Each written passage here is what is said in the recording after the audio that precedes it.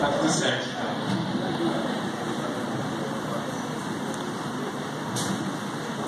Bom, obviamente hoje o culto de missões não dá para fugir desse assunto.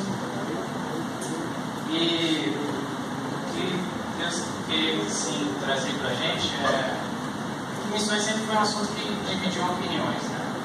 Alguns, infelizmente, eu ouvi falar que não gostam. Alguns acham que é um chamado para aquele ou para esse. Um outro missionário doido que tem vontade de ir para a África e tal. Porém, missões, acho que assim, foi um termo que a igreja achou ao longo do tempo para designar o que todos nós devemos fazer. Só uma nomenclatura, só um nome que a gente deu porque Cristo já tinha colocado para a gente. Né?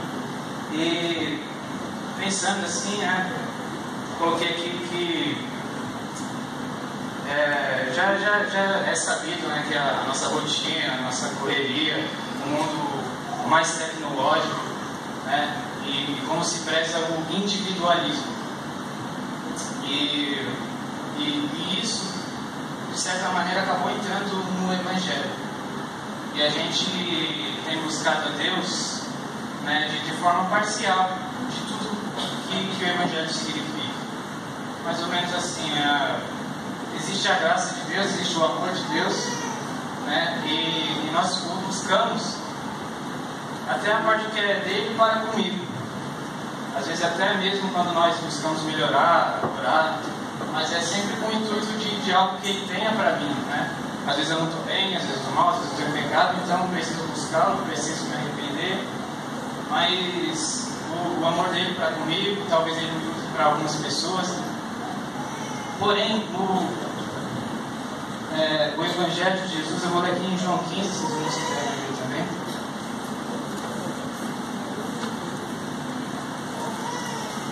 João 15, a partir do 1. Eu sou a videira verdadeira e meu pai é o agricultor. Todo ramo que estando em mim não dá fruto, ele retira. E todo que dá fruto, ele limpa, para que dê mais fruto ainda. Vós já estáis limpos pela palavra que eu vos tenho transmitido. Permanecei em mim e eu permanecerei em vós. Nenhum ramo pode produzir fruto por si mesmo, se não estiver ligado à videira. Vós igualmente não podeis dar fruto por vós mesmos, se não permanecerdes unidos a mim. Até mais ou menos o versículo 17, Jesus vai repetir isso várias vezes, sobre dar frutos, dar frutos, dar frutos. Nós ramos enxertados, tem aquela questão de Israel, gentios e tal, nós ramos enxertados na videira, que é Jesus, passemos a dar frutos. E é muito engraçado assim, a videira, né, esse sistema de plantio, eles selecionam, já tem a videira raiz, eles cortam, fazem uma cicatriz nela, vão enxertando os outros ramos, né, os ramos que não poderiam dar determinado fruto, passam a dar um fruto diferente que é melhor para fazer o vinho. Isso simboliza o sacrifício de Jesus, né? Ele foi ferido para podermos ser enxertados nele, para então poder dar fruto. E é engraçado que esses ramos eles passam a ter características que eles não tinham antes, né? O fruto dele vai ser um pouco diferente, vai dar uma textura diferente. E quando Jesus fala que vocês têm que permanecer em mim para dar fruto, e qual que é o fruto que Jesus dá? Quais são os frutos? E vou ler, acho que Mateus 25. Mateus 25.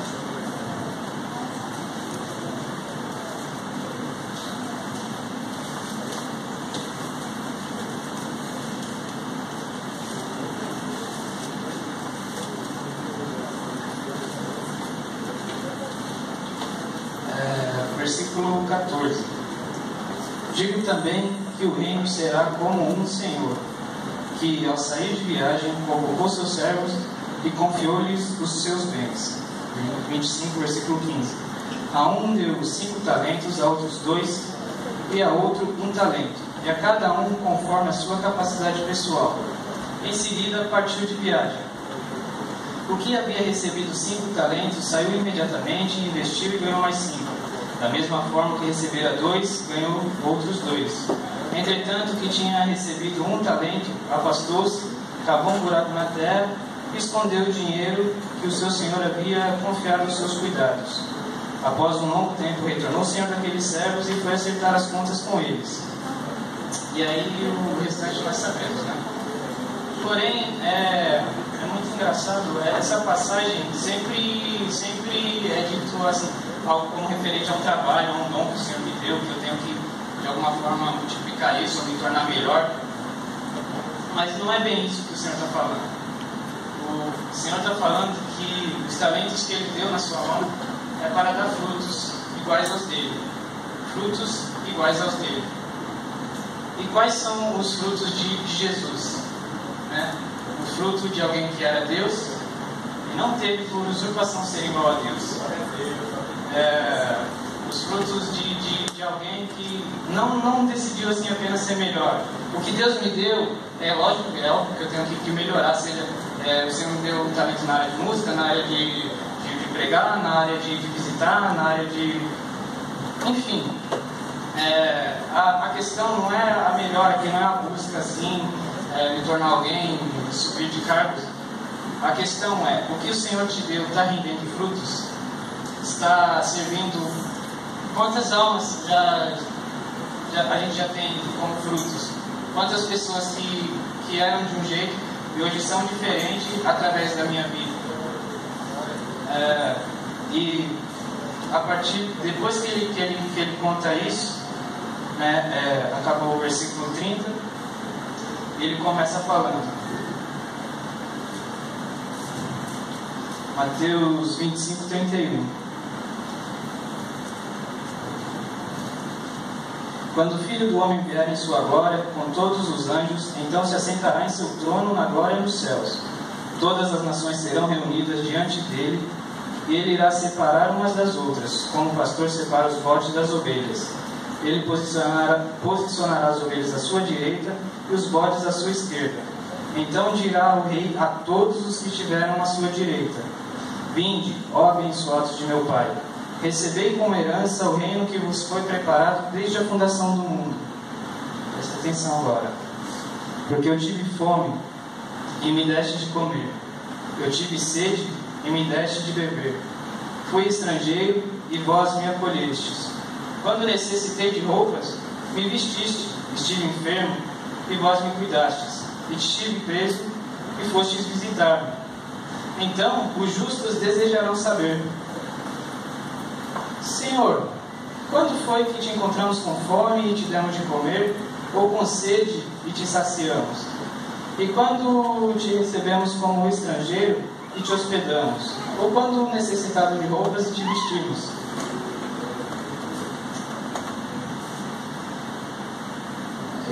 Então o rei, esclarecendo-lhes, lhe responderam: com toda certeza vos asseguro que sempre que o fizeste por algum destes meus irmãos, mesmo que ao menor deles, a mim o fizestes. Mas o rei ordenará aos que estiverem à sua esquerda: Apartai-vos de mim, ide para o fogo eterno, preparado para o diabo e para os seus anjos. Porquanto tive fome e não me deste de comer, tive sede e nada me deste de beber, sendo estrangeiro, não me hospedastes, estando necessitado de roupa, não me vestistes, encontrando-me enfermo e aprisionado, não fostes visitar-me. E eles também perguntarão: Mas Senhor, quando foi que te vemos com fome, sedento, estrangeiro, necessitado, doente ou preso e não te auxiliamos? Então o rei lhe sentenciará: Com toda certeza vos asseguro que sempre que o deixaste de fazer para algum destes meus irmãos, mesmo que ao menor deles, a mim o deixaste de fazer.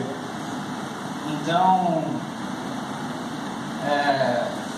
é momento de nós... Essa passagem não está falando de pessoas que conhecem e pessoas que não conhecem. Está falando de pessoas que conheciam o amor, que têm a oportunidade de fazer e não fizeram. E é muito sério isso. Eu fiquei até um pouco mais à vontade de dizer quando o pastor citou de manhã. Eu nunca tinha pensado nisso, a passagem do rico e do Lázaro. quando o rico se percebeu no Hades, e aí ele teve a ideia de virar um missionário, né? Só que já era tarde para ele pregar, não dava mais para avisar a família dele. E agora é tempo oportuno de nós pregarmos, de nós fazermos. O Evangelho de Cristo, eu citei vários versículos aqui, mas todos os irmãos sabem, né? 1 João 3, que fala, tem uma parte que fala que a base do Evangelho é o amor. Paulo fala muito sobre isso, né? Ele fala sobre todos os dons que a gente só sonha, de mover montanhas, de falar a língua dos anjos, ainda que eu desse tudo para os pobres e entregasse meu corpo para ser queimado, e o que adianta se não tiver amor? O maior mandamento é este, é o amor. O que nós temos buscado? Para que nós temos melhorado naquilo que o Senhor nos deu? Só para ser melhor? Só para fazer direitinho? Só porque lá no mundo fazem direitinho, eu tenho que fazer também? Não, existe algo muito maior. O Senhor não quer só te encher e a gente ficar nesse enche, esvazia. A gente tem que compartilhar isso, porque senão nós somos egoístas. O Senhor nos tirou de um lugar que nós não conseguiríamos ser por nós mesmos. Nos tirou do charco de lodo, nos tirou do pecado. E nós não podemos reter isso, porque é o que Ele mandou. Em Efésios fala que tem em vós o mesmo sentimento que houve em Cristo Jesus. É o mesmo sentimento. Essa passagem aqui de João 15, ele vai continuar. Vós sois os meus amigos, se fizerem o que eu vos mando. O que eu vos mando? Ama o teu Deus sobre todas as coisas e o teu próximo como a ti mesmo. Amém?